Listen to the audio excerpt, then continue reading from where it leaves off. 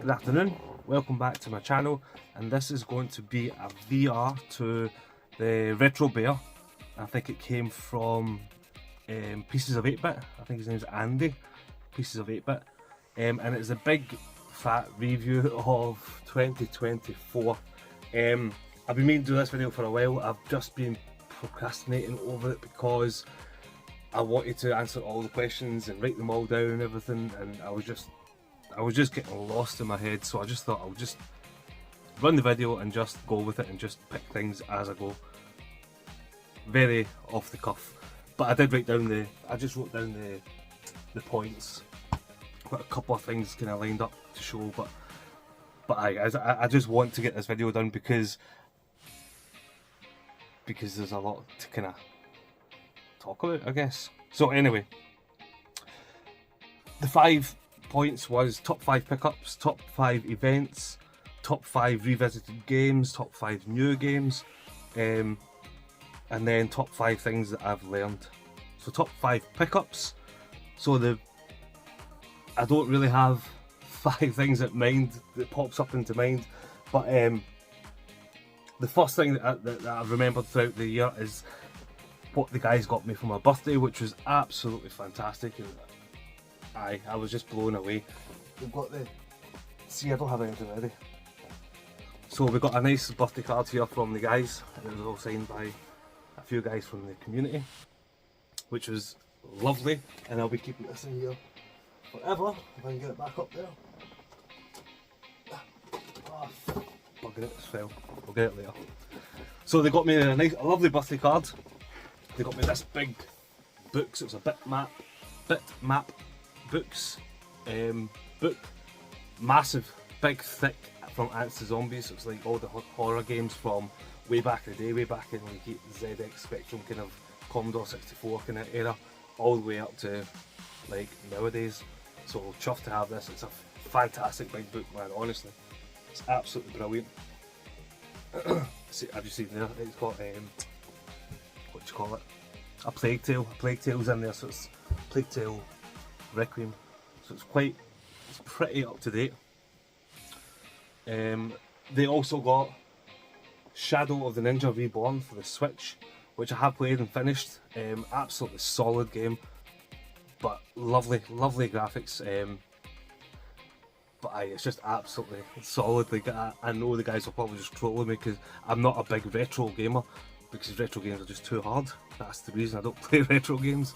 But this was really good and really tested my patience. But I did manage to finish it. I know Ross was playing it as well, and he loves the original, I think, on this NES, which is called Blue something or something Blue, Blue Dragon, Blue Ninja, Ninja Blue, Dragon Blue, something blue. And they also got Tomb Raider remastered. So Tomb Raider 1 to 3, which is absolutely brilliant. See, this is where my nostalgia is, like PS1 games. That's what I get really nostalgic for. Even though I've played games since Commodore 64, and I've played Master System, I played Mega Drive. I wasn't much of a gamer back then. I just played games because that's what I got for Christmas and things like that. But when I got the PlayStation 1, that's when I became fully invested in computer games, and that's why PS1 I get a lot of nostalgia for. So Tomb Raider, absolutely brilliant. I played the first one already, loved it to bits. Look forward to playing number 2, and then number 3, which I don't remember much of number 3, but Tomb Raider 2 was top draw. Next load of pickups we got was, let's see if I can see this here actually.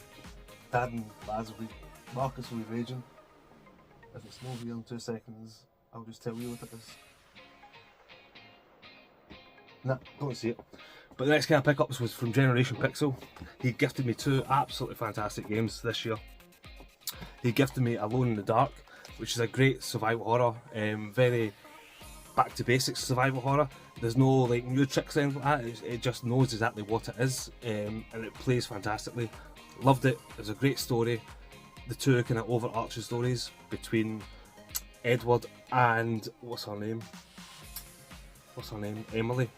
So the 2 stories it was cool to go through the mansion, not the mansion, the kind of the mansion, the hospital, the asylum kind of thing. It was good to go through that. through two different perspectives and two different kind of realities almost. So that was really good, really enjoyed that. And then he also gifted me Auto Modelista on the PS2, which is absolutely brilliant. Been playing a bit of that since I got it. I'm got to like, I think I'm on the kind of 5th level of it. It's quite a hard game. It's not an easy racing game. It's quite tricky, but it's absolutely brilliant, and it looks gorgeous, and the sound is fantastic in it. It's got that same kind of sound when you, because it's a Capcom game, so when you, like, if you remember like Capcom vs Street Fighter and things like that, that kind of voiceover, that announcer's voice is in this game as well, and it's just so cool, so cool. The next pickup I remember getting was down at the Retro Games Revival. No, Retro Games Revived is Sean's channel. It was Revival. Is that what it's called? Retro Game? Oh, it was Revival down in Wolverhampton. I remember going down there. It was absolutely brilliant. And the games that I picked up from there was. See, I'm not ready. I don't know why I started doing this, but the games I picked up there was, I got Street Fighter EX plus Alpha from Dana, his stall, the Hidden Chest stall. Absolutely brilliant. I remember loving this game back when it was first released. I know that Pete on the Retro Tips is a big fan of Street Fighter EX plus Alpha. I know it wasn't for everyone, a lot of people don't like it, but I thought it was really cool. I played a little bit since getting it, and it is a really slow game. It's a really sluggish kind of game, but it's still, I think it's really cool. And then I got this as well from Tutu Stall, which is Phantasy Star Online version 2. So if back in the day they were releasing like Game of the Year edition, then this would be the Game of the Year edition of Phantasy Star. I love Phantasy Star back in the day. Me and my friend played it, and my little brother played it, making our own builds, our own characters. We'd spend hours and hours and hours and hours playing it. The only thing that we never played was online. We just didn't have online back then. Maybe because it's just because we're in Scotland and we're just behind the times, but we just didn't have online, so we didn't get to play that online. But even just playing it single player, I remember getting the GameCube version as well a couple of years on from that, and you could play 4-player split screen, and that was brilliant as well, man. Absolutely class. Another pickup I got was from Ross Barhaha. He sent me up a copy of Adventures of Alundra. Now it doesn't have the front case on, the front sleeve on it, but that doesn't matter because Adventures of Alundra is an absolutely fantastic game, absolutely brilliant. This game out-Zelda's Zelda. You can quote me on that. This game is so good. It is a very Zelda-esque game, you know, the kind of Link to the Past kind of view, top down. I'm sure everyone's played Alundra, but it is absolutely brilliant. It gets quite tough as well. Any more pickups? So this pickup here, which we got recently, would only cost me £3, and it's the big Mafia 3 collector's edition. This is a fantastic piece, and I'm not going to open it, but it's got like vinyls in there, art cards, art pieces. Absolutely brilliant, and that's going to be used for something at the end of the year, which is going to be fantastic. But that's a great pickup, and it's the vinyl in there. I think there's 2 vinyls, and they're both still sealed, so it's a brilliant big piece for people that like the Mafia games. On to top 5 events. I think we might be time doing this. I think it's around 5 minutes a piece, but I'm running over a wee bit, so I do apologise. But this will be quick because I've only been to 2 events. Well, actually, I'm going to put a third event in here because it was a digital event. So I partaken in an event last year around about this time, and it was the Virtual Photography Awards, and I was so over the moon that I got into the Virtual Photography finalists in the portrait category last year, and that was for this picture here. I'll put it up here. It's a picture of Amicia from a Plague Tale, what's the second one? Requiem. A Plague Tale Requiem, and I was over the moon. And then this year again, so just recently, I found out that I made it into the finalist again for portrait, and this picture here is from Gotham Knights. It's a picture of Montoya from Batman, not Batman, just Gotham Knights. But I really liked this picture because I thought I had a tactic. My tactic was to pick a game that wasn't critically liked. So Gotham Knights, a lot of people don't like it. I thought it was a pretty good game, and pick an NPC from that game. So she is an NPC and she's a really cool character because as we all know, Gotham City is a very corrupt place, and with Batman being dead in this game, and then Commissioner Gordon not being there, you know, there's not very much hope in Gotham City. And this woman in the Gotham City Police Department, she just has that faith that she's on the right side with Robin, Nightwing, Batgirl, and Red Hood. So I just thought she was a cool wee character. I thought she was a shining light in the Gotham City kind of landscape. So I'm chuffed now to be in the finalist for this year. Chuffed last year, so that was a digital event that I'm really happy to be part of. The second event that I went to was Revival down in Wolverhampton, and that's where this is my first ever event, the first ever event I've been to in person, and I met tons of folk. It was too much, it was too many people. But just off the top of my head, you know, I met Russ, I met Dylan, Eddie, Paul, I think Northerner, Sean. Spent a lot of time with those two, and Paul helped me out so much, man. A whole different thing, man. He gave me money because I lost my bank card, and he was an absolute lifesaver. Who else I met? I met Tootie, I met Dana, I met Dave Tyler, I met Time Warp James, I met Pete on a retro tip, I met Scott Zega Zombie, Lee Near the Geezer, Paul, loads and loads and loads of folk I met, and it was absolutely fantastic. It was just too much to take. Liam, Retro Ram, Ben, Foxbox, like tons. Was Ben there actually? I don't know if Ben was there. I just relate Liam with Ben. Was Ben there? Maybe he wasn't. Don't know. But anyway, yeah. So Revival was absolutely brilliant. Loved it, and I do want to go again. I've told the missus I'm going to go to one event a year, so I don't know if I'll go to that one or pick something else, but we'll see as the year goes on, I guess. But I'm definitely going to one event this year again. And then the last event was the Tunbury Titans, which we hosted up in my hotel in Tunbury in Scotland, where Ross, Bahaha, Scott Glory Hunter, Eddie Rollercore, Paul Link Northerner, and Dylan Hyper Trigger X. Is that it? No, it was 6. Can I not count? Paul, Eddie, Scott, Russ, Dylan, Ross. I said them all, didn't I? Aye. So that was absolutely brilliant. We raised £3,700 for the Glasgow Children's Hospital, and it was absolutely fantastic. We were together for like 3 days almost. Well, it was 3 days. They arrived on the Friday, we streamed on the Saturday, and we spent time on the Sunday night, and then they departed on the Monday. It was absolutely brilliant. I couldn't have wished of a better group of folk that I talk to constantly, like generally every day on our Club 52 chat. And to start off this kind of a charity event with those guys was just amazing. Like honestly, it was just over the moon. Like absolutely chuffed. Hopefully, so on that as well, we're going to do the charity event again this year. So this is kind of like a little announcement. I've got 4 of the Titans locked in. So 4 of the Titans that have asked to come this year. I think they've all put the holidays in. I'll release like an announcement video for it once I've got everybody confirmed. So 4 of them are 99% confirmed. 1 person I'm waiting to hear back from. So as soon as I hear from him, I'll do an announcement to see if we've got the rooms filled and things like that. But I'm absolutely buzzing to do it again because I think it proves through this community we can do a lot of good. And it's not all about the prices of games and showing off what we've got and things like that. We can do good. We can give back.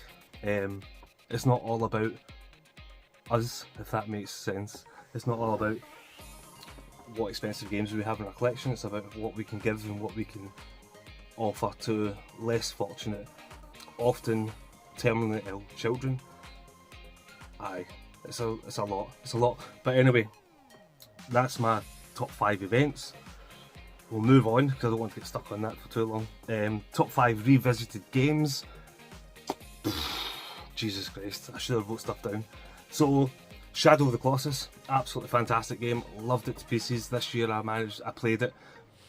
This is the first time I've played it, I think, with the kind of love I have now for virtual photography. So I was taking some pictures of all the big Colossus and things like that in the battles. So that was really, really cool. And it's a fantastic game anyway.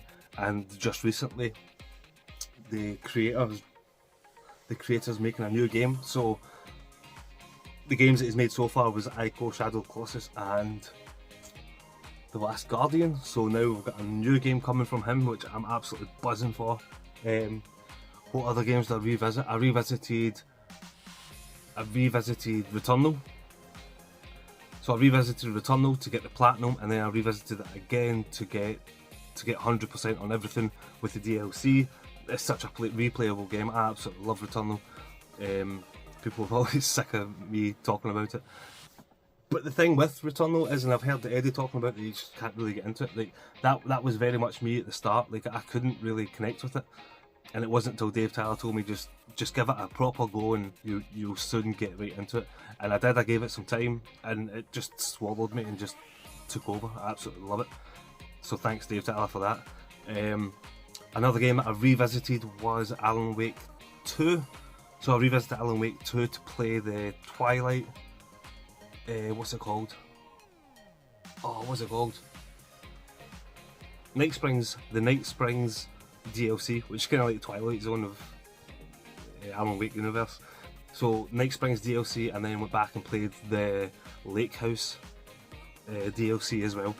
Alan Wake is just a different class game, honestly, man. And I'm so chuffed now it's physical, so now a lot of people can play it. And I know that Scott Glory Hunter's played it, and I'm sure he absolutely loved it as well.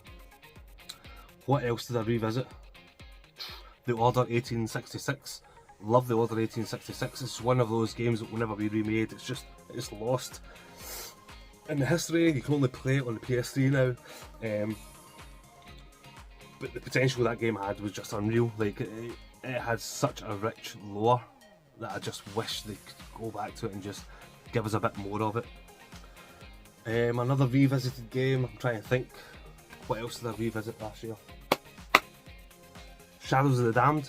So I played that the year before, and then it was picked just recently for the Game Club 52 game, and Shadows of the Damned is absolutely brilliant. Garcia fucking Hotspur is the man, absolutely class lead character. Big Mexican guy, he's just really funny. I really like the kind of the Mexican angle of it, and just shooting demons. Oh, it's just really, really cool. It's got that very Suda 51 DNA to it. You can tell it's a Suda 51 game.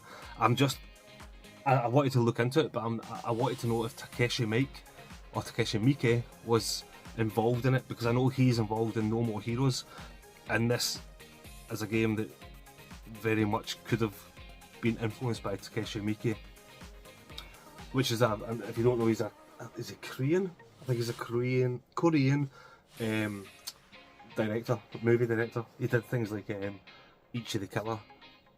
He did, what was that mad one? That mad movie I gave to Boss's Missus. I gave it to Chrissy. What was it? Gozu. Oh man, Gozu is a weird movie, man. I'm sure he made that. Like, Gozu is. If anyone's never seen Gozu, you have to go and find Gozu and watch it. It is absolutely barmy, honestly. I would struggle for anybody to be able to tell me exactly what the point of the movie is. Like, exactly. Like, there's like overtones and undertones of things, like the Yakuza and things like that, but the overall thing of the movie is just absolutely batshit. Top 5 new games. So if this is new games that were released this year, I'm trying to think if I've played many.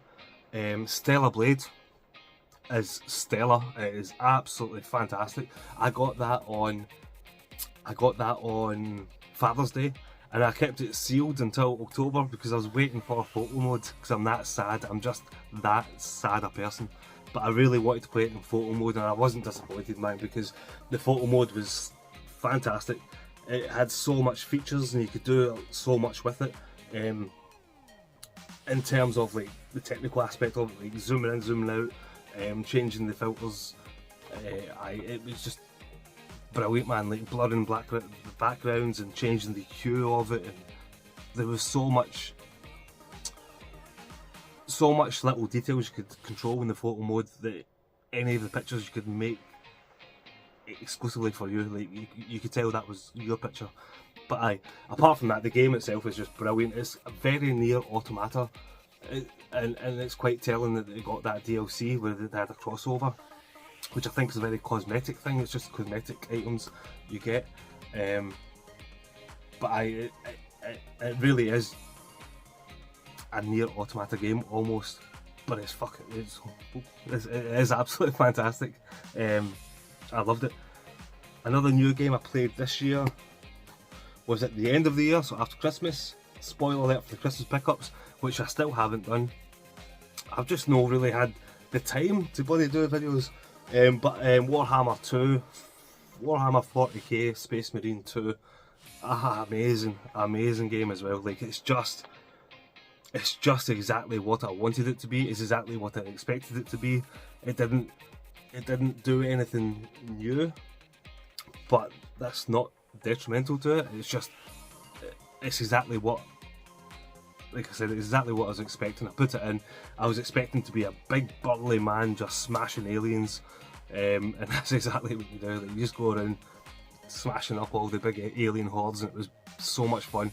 And again, photo mode is brilliant in that as well. Another new game. Have I played any more new games this year? Well, that's a remaster, so that Shadow of the Ninja, I played that. Alone in the Dark, was that released this year or was it last year? But Alone in the Dark, played that as well. What else did I play that was released this year? Astro Bot, I'm playing that just now, which was the game of the year, and it's totally worth it. Like honestly, I'm only on, I think I'm in the 5th world. Astro Bot's brilliant. What else? Final Fantasy VII Rebirth, why haven't I mentioned that? That is just, I need to go back, because Final Fantasy Rebirth is the game of the year, hands down, no doubt about it. And I know some people didn't really like the minigame aspect of it, but the game is phenomenal, honestly. Rebirth, perfect. What else? I'm sure there's more, but I'm just going on the top of my head. I've not written anything down. Top 5 games, top 5 things I've learned this year. So I've learned that I don't want to leave negative notes. So I'll just go for it, top of my head. So I've learned that this community can do a lot of good, so much good. And I've seen that through the live stream that we did. Obviously the guys came up, they took time out of their lives to come up and spend 3 days and just play games and talk shite with me, and that was absolutely amazing.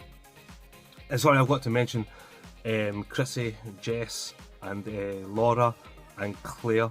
Claire was an absolute godsend, I swear to God. Claire kept that stream ticking. She kept it going completely. Claire, Retro Repair Bear, she is an absolute angel, absolutely. Yeah, no words for Claire. But yeah, sorry, so they all came up, they took time out their day, and what I've learned is that the community can really come together and do a lot of good, raising a lot of money, not even just raising the money, just being there for each other and talking and being in the chat. You know, we had tons of folk in the chat. And even towards the end of the chat, you know, we had Big Game Al in there, and we had Tootie, and you know, they were just egging everyone to get involved and push us to the £3,000. They were absolutely brilliant. And then Kevin Wolford as well, right at the end, he put in an awesome little auction item. He does little 3D printed figures, so he made three 3D printed models of Metal Slug, and Tootie won them, and they were absolutely gorgeous wee things, man. But I mean, there was everybody from all over the community and even from all over the world got involved in this. It was absolutely amazing. You know, we had Josh from America. He sent over a NES, an NTSC NES, which went to Nath Retro. We had Jen from Retro Revivals. She did a painting of Cloud and Tifa and Aerith, a nice canvas painting, and well, my missus won it, and she doesn't let me forget that. But oh, that was such a gorgeous piece, and such a nice thing to do from all the way across the pond. These two guys got involved, and oh, amazing. But even closer to home, you know, we had Ian Shand, BS Crazy on YouTube, Ian Shand on Instagram. He sent over a little Neo Geo mini thing, one of those mini console thing. I don't know what you call them, but that was a gorgeous little piece as well. We had Clay Graphics. He sent over a Secret of Mana double LP vinyl. Ross Bahar, he chipped in with a bundle to auction off, no, not auction off, but what do you call it, raffle off. And then Claire again, like I said, the angel that she is, she went around she went around one of the markets. I can't remember what market it was, but she went around the markets and she got stuff from Tutti and Fob and other guys as well. I can't remember off the top of my head, but she brought up a whole bunch of stuff and that got auctioned off as well. And then Sai, Ginger Hippie Gaming, man, he sent off an absolutely gorgeous piece, which is the Xbox 360 R2D2 Star Wars edition, and that went to heaps of games. But yeah, like, what a big waffle that was. What I've learned is that this community can do a lot of good together. On the flip side of that, there is parts of the community that are not interested in doing anything unless it benefits them.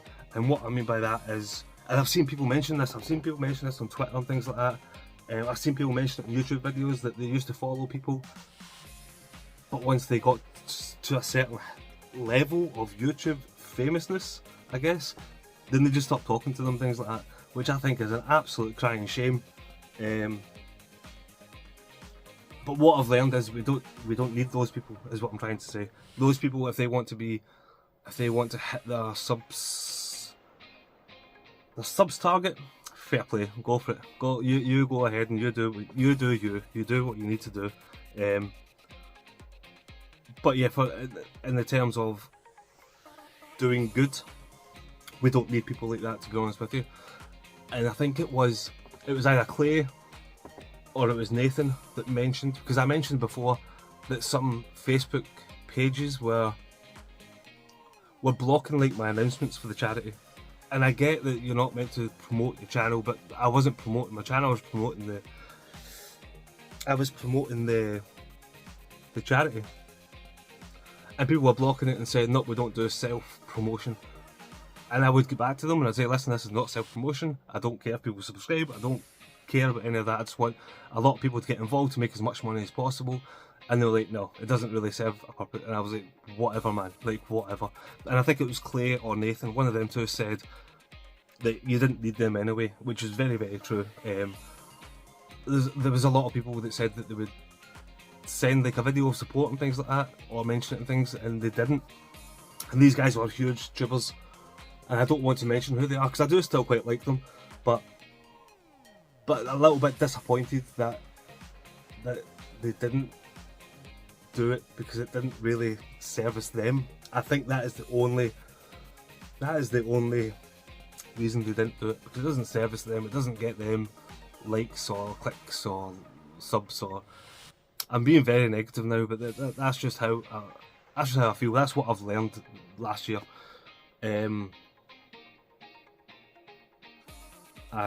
What else have I learned last year? So I learned a very stark truth about myself, and that is,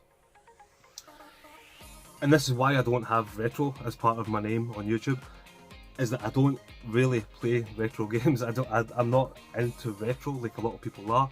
Like I do, sorry, what I mean by retro is anything past PS1, because PS1 is my nostalgia, like I mentioned earlier in the video. Things like NES, Mega Drive, Master System, they're all very good. They are what they are. They just don't tickle me. I don't mind playing them. But the price of these games sometimes is just ridiculous, and I don't understand. There's a lot of games out there that are huge money that I never think I want to play or would buy. Certainly not for the asking price. I'd buy them in a second-hand shop for like £1. Like, no bother. Two games come to mind, and they're both Super Nintendo games. The first one is that Earthbound. I started playing that, and it's a massively expensive game. I started playing that on the Switch, and I got like maybe an hour or two into it, and I just did not see the fuss about it. I stopped it, I dropped it, because I was just like, I wasn't invested in it. And that goes for huge money. Like I said, I'd buy it for £1, or I'd play it digitally. Another one, the Super Metroid. I just don't get that either. I don't think it's a very good game, and that's terrible, and people are going to start unsubscribing, which I don't really care. But Super Metroid is not a game for me. I played Metroid Dread this year, and I think Metroid Dread is a vastly superior game. Like nobody would ever change my mind that Super Metroid is better than Metroid Dread, because it's just not. Metroid Dread is superb. But again, I think, and I remember talking to Scott, Sega Saturn lad, about this at Revival, about retro games and what makes them great and everything. And it's a very obvious thing, but he did mention that, you know, if you don't have the nostalgia for a certain game or a certain system, then it's not going to hold the same kind of weight, which is very, very true. If somebody asked me to pick what was better, Super Metroid or Metroid Dread, it's Metroid Dread 10 times out of 10 every day of the week. Whereas somebody who grew up with Super Metroid would say Super Metroid is better. And it's very much, and Dylan actually mentioned this about at the